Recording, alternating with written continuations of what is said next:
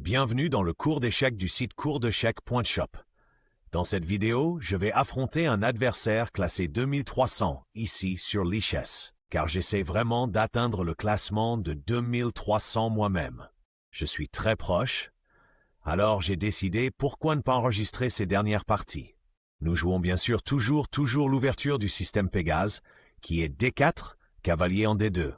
Et regardez ça, mon adversaire réfléchit déjà dès le premier coup, perdant son temps. Et il fonce pratiquement droit dans ma théorie d'ouverture. Donc cela va certainement être une partie très intéressante. Je ne sais pas combien de commentaires je pourrais donner pendant la partie. Je vais essayer, mais par expérience, plus je parle, plus je joue mal. Et surtout contre ces adversaires classés 2300. Ce n'est pas amusant si vous devez parler et jouer en même temps. Ils jouent la configuration en fianchetto, ce qui signifie qu'ils veulent placer un fou là. C'est pas une bonne configuration contre le système Pégase. Donc nous pouvons simplement continuer, ce qui signifie que nous pouvons prendre tout le centre. Ils vont roquer et je vais roquer, très probablement. C'est très bien. Nous avons simplement le centre. Nous avons des pièces bien développées, c'est très différent de ce que nous voyons habituellement quand ils jouent D5. C'est un type de milieu de partie très différent que nous allons obtenir. Mais c'est toujours très bon pour les blancs, car nous contrôlons simplement le centre. Nous avons développé les pièces, donc tout va bien. Bien sûr, jusqu'à ce point. Je suis encore très familier avec cette ouverture. Les plans habituels pour nous sont le roc, jouer C3, jouer H3 à un moment donné, jouer D5 à un moment donné, et ensuite juste le développement normal des pièces. Parfois, nous pouvons aussi jouer le pion en E5 pour y placer un pion. Ouais, c'est ce que j'allais dire. Quand il joue le fou, ici, et qui cloue, jouer H3 est très bon. S'ils ne peuvent pas retourner en H5, car cela les force essentiellement à échanger. Et nous venons d'avoir notre cavalier qui était placé un peu passivement. Au moins contre cette configuration en fianchetto, ce cavalier était placé un peu passivement. Nous venons de le mettre sur une meilleure case maintenant. C'est donc un très bon échange pour nous. Donc jusqu'ici tout va bien. Je veux dire, j'ai pas vraiment eu à réfléchir ou à utiliser du temps. Et mon adversaire a déjà brûlé presque 2 minutes juste pour obtenir cette position très standard. Je suppose qu'ils vont probablement roquer, je vais roquer, et ensuite nous continuerons à partir de là. Personnellement, je devrais probablement revoir ma théorie encore une fois. Car je sais qu'à un moment donné nous jouons E5, mais parfois c'est aussi un mauvais coup. Parfois c'est un bon coup. Parfois vous voulez D5. Donc je ne suis pas entièrement sûr dans cette position exacte de ce que nous voudrions accomplir. Car une chose avec E5 bien sûr, c'est que s'ils prennent, oui, vous chassez le cavalier, mais vous vous retrouvez aussi avec une sorte de pion isolé, on pourrait dire en E5. Donc c'est vraiment quelque chose à laquelle réfléchir. Ce que j'aime plus, c'est cette variante où il joue cavalier. Ici je joue C3 pour enlever cette case au cavalier, et ensuite nous poussons D5. Et alors le cavalier n'a littéralement plus de cases. Il doit reculer. Et s'il va au bord de l'échiquier, il est juste piégé par nous poussant un tas de pions. C'est l'une de mes variantes préférées là-bas. D'accord, maintenant je dois réfléchir. Je n'ai jamais vu ce coup C6 auparavant. Alors que fait C6? Je suppose qu'ils essaient de pousser D5, mais ce serait terrible. Alors nous avons juste E5, où ils essaient de pousser E5, B5, et aussi de s'assurer que nous ne pouvons pas pousser nous-mêmes. Je suppose que je peux faire le plan très standard B3, fou en B2. D'habitude, je ne joue pas cette configuration contre ce fianchetto, mais je pense qu'ici, cela pourrait marcher. Une autre chose que je pourrais probablement faire est juste fou en G5. Ouais, je pense que fou en G5 est probablement bien aussi. Et ensuite, dame en D2. Et peut-être que nous avons fou en H6. Et aussi, s'ils poussent E5, alors leur cavalier est cloué. Ouais, je pense que ces deux variantes sont probablement bien. Je vais choisir celle-ci car d'habitude, je ne joue pas le fou en fianchetto B3 contre cette configuration. Car il peut être utile d'avoir un pion en C3. Et vous ne voulez pas avoir votre fou sur cette diagonale avec vos pions en C3 et D4. Car alors votre fou est assez enfermé et il est plutôt inutile. Je vais le placer ici. Le seul inconvénient de ce coup est que cela pourrait signifier que nous échangerons un fou contre un cavalier, alors que nous avons actuellement la paire de fous. Donc pas toujours idéal. Mais je viens de me souvenir qu'il y a 2 jours, j'ai eu une séance de coaching de groupe et un de mes étudiants a joué contre cette configuration en fianchetto. Et je pense qu'ils ont joué. Ouais, ils ont joué fou en G5 aussi, avec l'idée de les forcer à pousser un pion. Et ensuite, vous retournez en E3. Donc peut-être que nous allons essayer ça. Je n'ai jamais joué ça avant. Mais un de mes étudiants en coaching a joué ceci et le système Pégase donc. Ça pourrait être intéressant. Au fait, si vous souhaitez apprendre à jouer aux échecs avec moi, vous devriez absolument aller sur pegasuschess.com. Nous avons une communauté gratuite, nous avons des cours gratuits, et il y a aussi une possibilité de mise à niveau si vous voulez avoir de véritables séances quotidiennes de coaching d'échecs. Alors assurez-vous d'y jeter un œil si vous êtes intéressé. Mon adversaire joue si lentement. Je pensais que je n'aurais pas le temps de parler dans cette vidéo. Mais il est littéralement juste en train de réfléchir et, je veux dire, il a déjà 4 minutes de moins à la pendule et je suis toujours dans une position très simple. C'est seulement le coup 9, vous savez, coup 9. Et il a déjà utilisé plus de 4 minutes.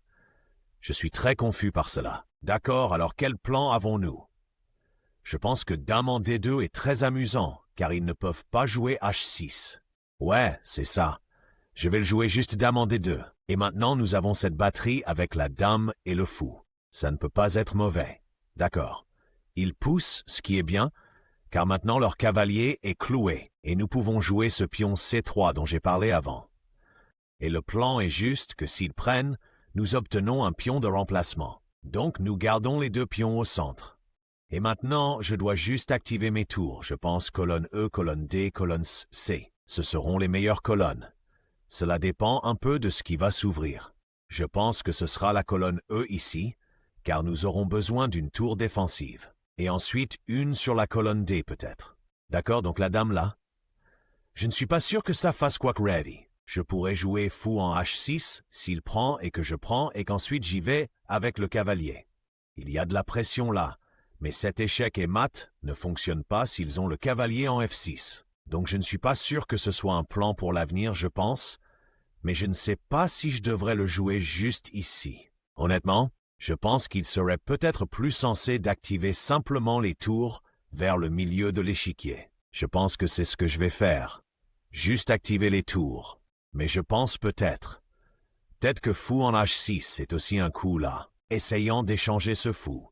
Mais bien sûr, ils ne prendront probablement pas. Donc je dois gaspiller 2 coups juste pour éliminer le fou. Ouais, c'était probablement un bon coup aussi. Car au moins, nous n'avons pas à échanger contre le cavalier.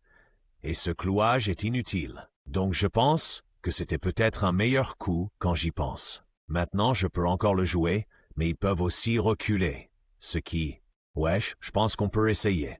Je dois juste m'assurer que s'ils capturent, que ceci est toujours protégé. C'est attaqué 2 fois. C'est aussi protégé 2 fois. Donc je pense que nous pouvons certainement essayer ceci. Fou en H6. Je ne joue pas beaucoup ça d'habitude, ces types de structures en batterie. Mais ouais, on peut essayer. Ce qui est drôle, c'est que maintenant ils peuvent en fait jouer fou en H8. Pour sauver le fou et ne pas tomber dans l'échange. Mais par expérience, je sais que cela peut aussi mener à des ennuis, car nous avons un si bon fou infiltré. Et notre fou dans le coin, je ne sais pas, mais probablement que cette position est encore assez égale, je pense. Les blancs ont juste le centre. Les blancs ont un meilleur développement. Les blancs ont une meilleure structure de pion. Qu'est-ce que c'est? Qu'est-ce que c'est? Je suis très confus. Ce cavalier n'a aucun avenir. Où veulent-ils aller sur cette case? Peut-être veulent-ils aller sur cette case, et ensuite ils veulent aller en F. Je pense que ça pourrait être quelque chose. Nous devrons examiner cela dans un instant. Mais s'ils vont ici, j'ai toujours G3, et alors ils ne font pas vraiment grand-chose, à part mettre la pression sur un pion qui ne va pas bouger. Je ne pense pas que nous ayons un moyen facile d'attaquer le roi. Je ne pense pas qu'il y ait quelque chose là, comme H4, H5, ce genre de choses. Je ne pense pas que ça marche ici. Alors jouons juste un coup d'optimisation rapide, et voyons ce que je fais. Au fait, si vous regardez plus de mes vidéos, vous savez que je parle toujours de la stratégie CCTO. Échec, capture, menace, optimisation. En gros, vous devez passer par ces étapes chaque fois que c'est votre tour de jouer. Juste pour que vous le sachiez, je fais toujours ça. Même si je ne le mentionne pas. Je fais toujours le CCTO. Je n'ai juste pas le temps pendant une partie en direct de vraiment parler de toutes les étapes. Mais je regarde toujours chaque échec. Nous n'avons pas eu grand-chose toute cette partie. Je pense que nous avons à peine eu des échecs, sauf un sacrifice de dame ici. Les captures sont toujours inutiles, car elles sont juste égales, et elles ouvrent la colonne D. Et il n'y avait pas de vraie menace à part toute cette séquence que nous avons eue avec le fou et la dame. Donc j'ai essentiellement joué optimisation. Optimisation, optimisation à chaque étape. Et optimisation signifie toujours que nous voulons juste avoir des pièces dans le jeu et jouer avec les pions EDC.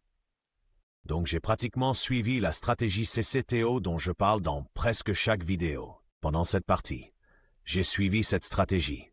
Je n'ai juste pas le temps de commenter chaque coup. Ouais, mais je pense que nous nous débrouillons. Je ne sais pas pourquoi il est si lent. Je pense qu'il n'est juste pas du tout préparé à jouer contre cette ouverture. Je suppose que Vladimir il a rejoint il y a 8 mois, et il a joué presque 4000 parties. Donc 4000 parties en 8 mois, il joue pas mal aux échecs. Mais un petit peu lent. Peut-être un petit peu lent, ou je joue juste beaucoup trop vite. C'est aussi possible. La seule question que j'ai eue tout ce temps est à quoi cela va-t-il mener finalement? Car je ne vois vraiment pas. Je ne vois vraiment pas ce que nous gagnons de tout cela, de toute cette position. En gros, je pense que C5 est un plan pour eux, C5, car nous ne voulons pas prendre. Et c'est essentiellement juste un pion supplémentaire qu'ils peuvent utiliser pour attaquer au centre. Alors devrais-je jouer B4, ce qui signifie que s'ils jouent, je pense que je devrais probablement déplacer ma dame. Honnêtement, je pense que je devrais juste déplacer ma dame. Car nous ne voulons pas vraiment avoir notre dame sur une colonne où il y a une tour. C'est l'une de mes règles générales. Vous ne voulez pas avoir votre dame sur une colonne où il y a une tour. Car si les choses s'ouvrent, il y a toujours une possibilité de tactique, car votre dame et la tour vont bientôt se faire face. Je ne pense pas qu'il y avait grand-chose d'autre. Je pense que c'est probablement une position très égale, légèrement meilleure pour les blancs. Je pense. Car nous avons un fou et un cavalier contre 2 cavaliers. Donc c'est légèrement mieux pour les blancs. Nous avons aussi un peu plus d'espace, ce qui signifie que nos pions sont un peu plus avancés. Nous avons plus de pions au centre. Nous avons aussi un placement de pièces un peu meilleur. Comme nos pièces s'en sortent mieux que celles de mes adversaires. Mais vraiment, il ne se passe pas grand-chose. Je pense que c'est une partie très égale, et c'est une de ces parties ment au coup 16. Vous y croyez? Nous sommes seulement au coup 16, et ça dure depuis presque 15 minutes cette partie. Mais je pense que ce sera une longue finale. Une longue finale. Et mon adversaire ici est déjà presque descendu à 2 minutes maintenant. Et je pense que ce sera dur pour lui dans la finale. Car dans la finale, nous aurons aussi un fou au lieu d'un cavalier. Car je pense toujours juste au déséquilibre, c'est-à-dire quelle est la différence dans la position. Et la différence dans la position est juste que nous avons un fou et qu'ils ont un cavalier. Donc à la fin de la fin, je pense que nous aurons une finale potentiellement meilleure. Le voici enfin, cavalier sur cette case en E6. J'observe ce coup depuis un moment. Je l'observe depuis un moment, et je pense qu'on doit juste jouer G3 pour arrêter le cavalier, et ensuite peut-être jouer roi en G2. Ouais, je vais juste le jouer un peu vite ici, juste pour maintenir la pression. Puisque nous avons déjà de l'avance à la pendule, et que j'ai déjà pratiquement calculé. Ceci, cette séquence. H5, je ne sais pas pour Ahat. C'est un peu affaiblissant. Je ne sais pas s'il y a un plan là. Que veut-il, comme H4 et ensuite... Oh, H4 et ensuite peut-être qu'il essaye d'ouvrir ça pour pouvoir s'infiltrer avec les tours. D'accord, je pourrais jouer H4 moi-même. Je lui donne une case pour le cavalier, ce qui je ne pense pas importe. Mais peut-être qu'on ne fait pas ça, si on n'en a pas besoin. Et je pense que je pourrais aussi monter mon roi. Et je vais probablement monter mon roi. Je devrais probablement encore jouer plus vite, mais je vais probablement jouer mon roi ici.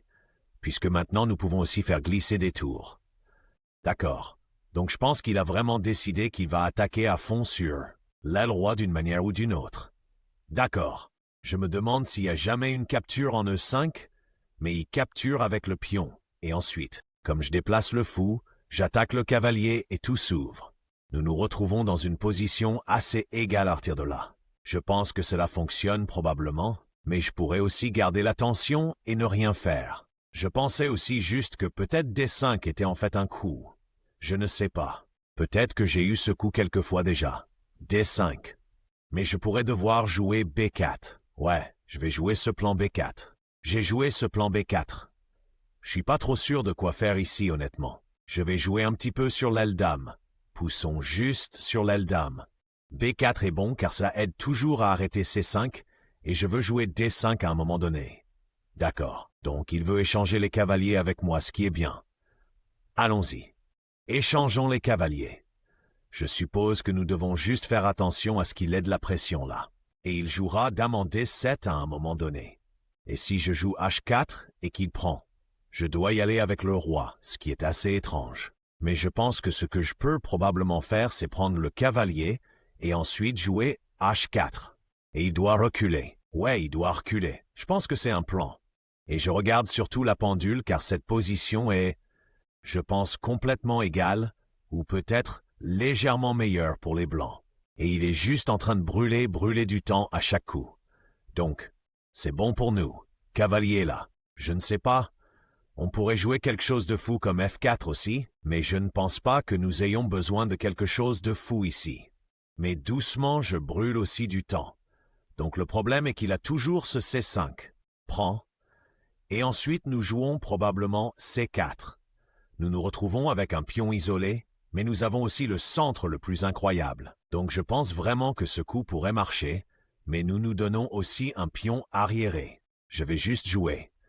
Je vais juste le laisser s'auto-détruire à un moment donné. C'est ma stratégie principale aux échecs, de juste les laisser s'auto-détruire. Donc je vais essayer de ne pas réfléchir trop longtemps à ces coups. Et peut-être que j'ai déjà créé un peu trop de faiblesse, mais en poussant ces pions.